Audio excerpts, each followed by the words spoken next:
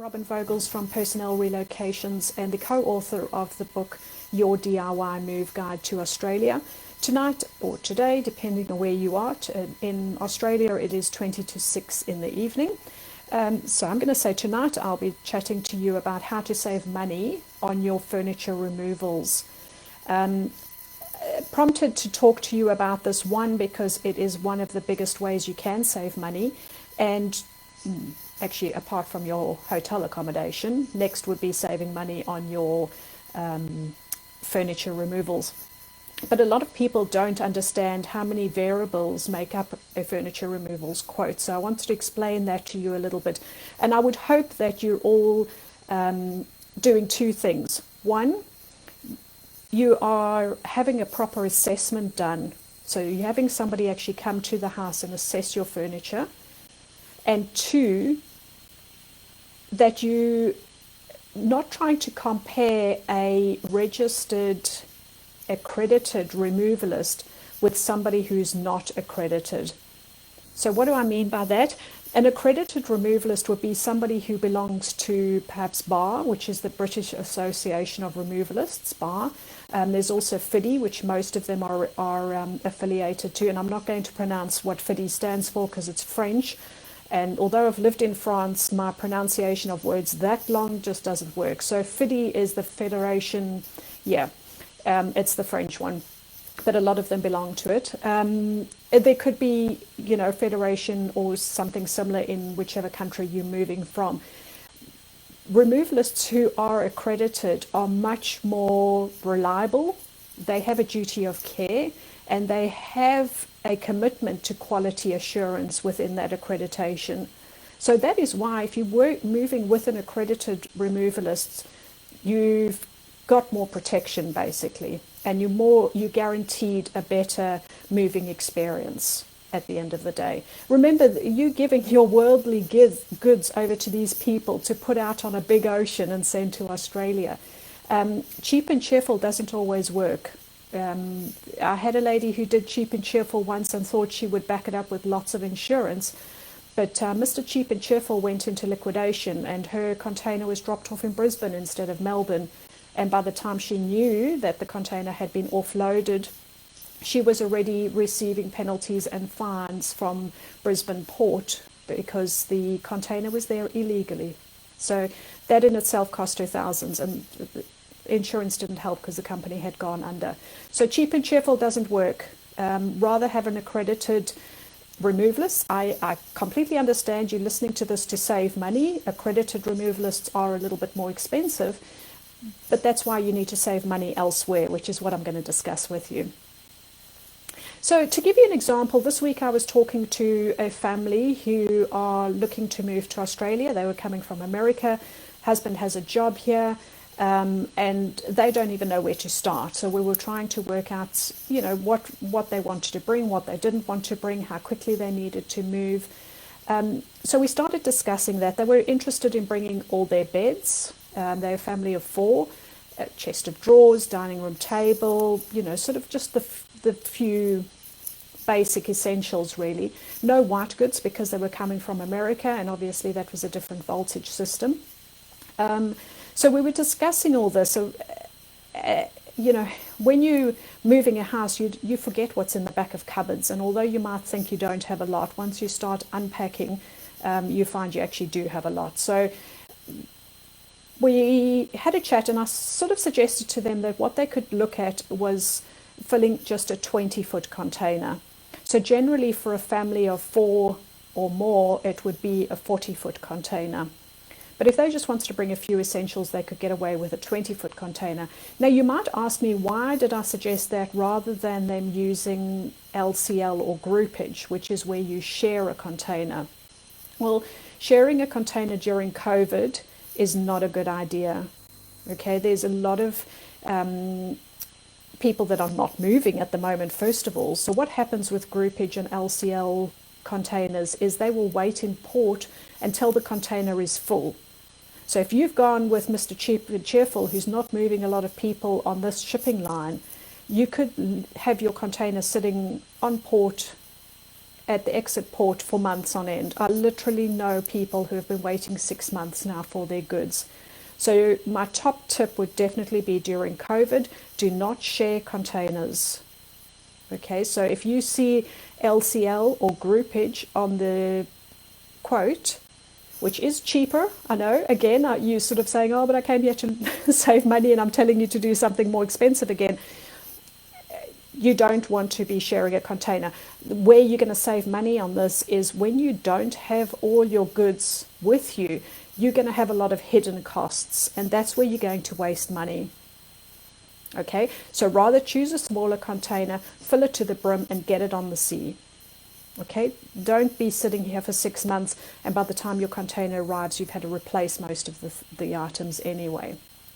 So some of the other things we were discussing with them to save money was for them to dismantle their beds. So they had a big 4-poster bed and suggested they dismantle it themselves. They were wondering whether they should bring a piano. Not if you're trying to save money and trying to fit everything into a 20-foot container. You can actually rent a potato. You can rent a piano here for a minimal cost, and it's not worth really shipping it. We considered the option of them storing some goods. They didn't have family over in America where they could store the goods, and in my experience, I find that people who store goods tend to set and forget. The payments just go off every month and they just forget about the storage sitting there. And by the time they want the goods, they've probably paid double of what they would have if they just shipped them in the first place. So just be aware of that. We then got down to the nitty-gritty of, okay, they were going to bring their beds, and I explained that the bed sizes in Australia are different to America. In fact, the bed sizes from most countries are different to Australia. Actually, I should say that the other way around. Australia's bed sizes are different to a lot of other countries. So bringing the beds, unless you're going to bring a stack of linen, you might struggle further down the line in putting sheets onto the bed. So that's one consideration. So they were like, oh, okay. And the kids are only 4 and I think 18 months. So they're going to probably need new beds soon anyway. Okay, let's leave the beds.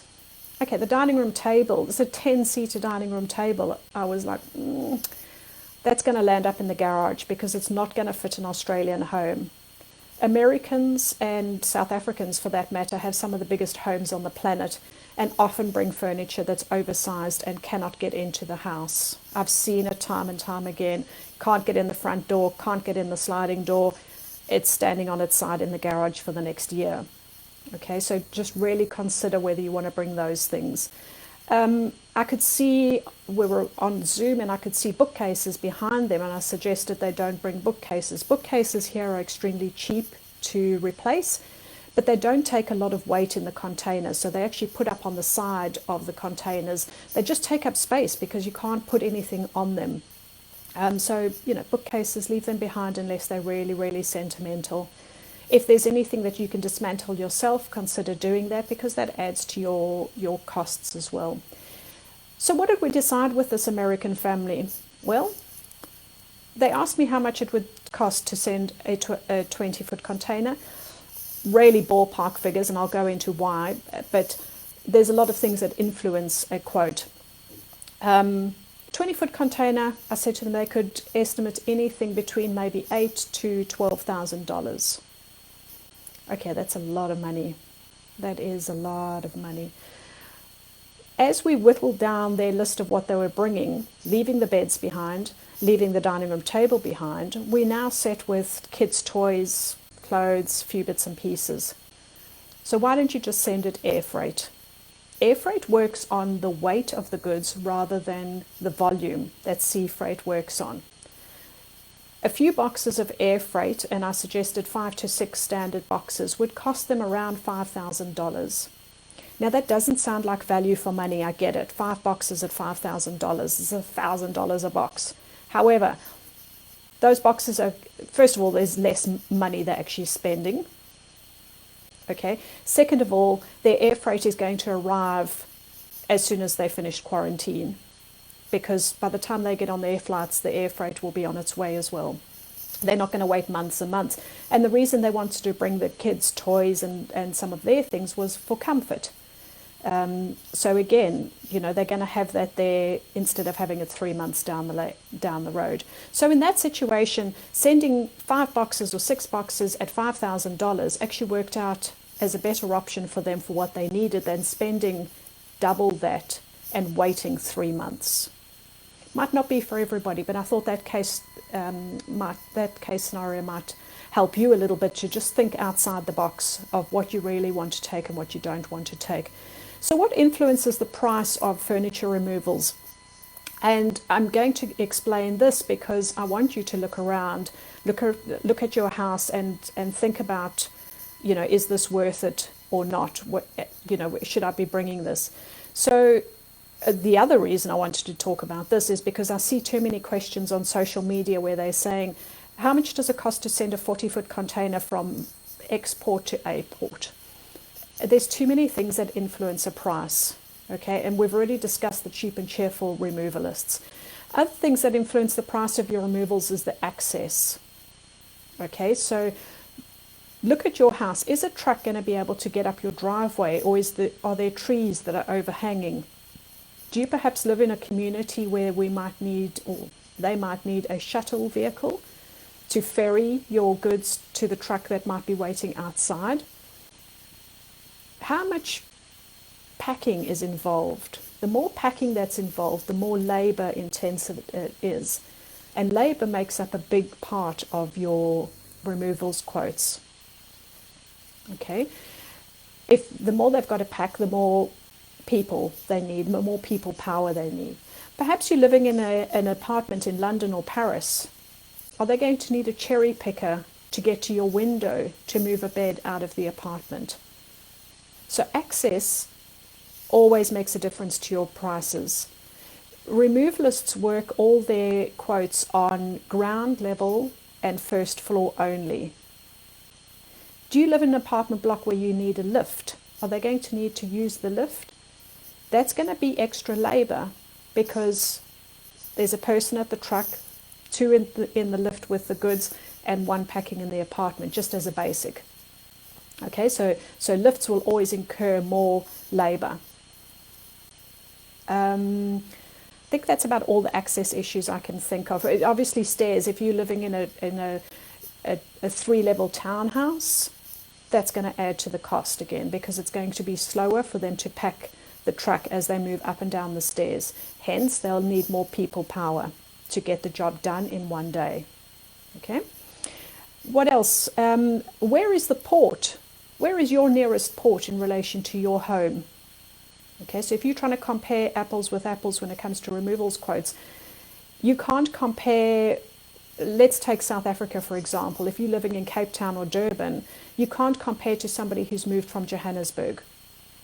Or if you're living in London, you can't compare with somebody who's living in Birmingham because the transport costs to go from your house to the port all add to the price of your removals quotes. Think about what you're moving. I've discussed pianos already. Think about artwork. Artwork or special TVs that need crating adds to the cost. Do you need to bring those things? I've spoken already about accreditation, and I'd just like to remind you not to try and compare Mr. Cheap and Cheerful with an accredited removalist. Okay, just another point on that. And the last point I want to talk about is insurance. Now, this is definitely where you need to pay attention when you're comparing removals quotes. Insurance is usually 3%, shouldn't be more than 4.5%. At 4.5%, they're ripping you off. Okay, but 3.5% is kind of the norm for international insurance. When you receive your removalist quotes, it will have the grand total at the bottom. That will not include your insurance because insurance is based on the value that you place on your items. Okay, so if you say your house, the value of your items is 100,000, that's going to be 3% of 100,000. Now, when you're comparing your removalist quotes, it's important to compare that percentage. And that's where a lot of removalists will catch you out because that is not in the grand total You must go and compare that percentage, because a percentage of 2.5% or 4% can make a big difference on your removals quotes. It can make a difference of thousands. So make sure that you check that out. And if you watched our video last month on insurance, where I spoke to Glenn Thomas of GB Insurance, you'll remember we spoke about jewelry. Jewelry is never covered under your shipping insurance. So please make sure it's included under your travel insurance, or if you're working with us, we will contact Glenn and get some insurance in place for you for any jewelry items or anything else that's not covered under your shipping. So just a quick recap, saving money on your quotes, on your removalists. The biggest way to save money is to get it as quick as possible. So definitely during COVID, please don't share containers. It's just going to sit on port, and the longer you're without your goods, the more hidden costs you're going to incur on this side. Please check the insurance, that you're not being ripped off there.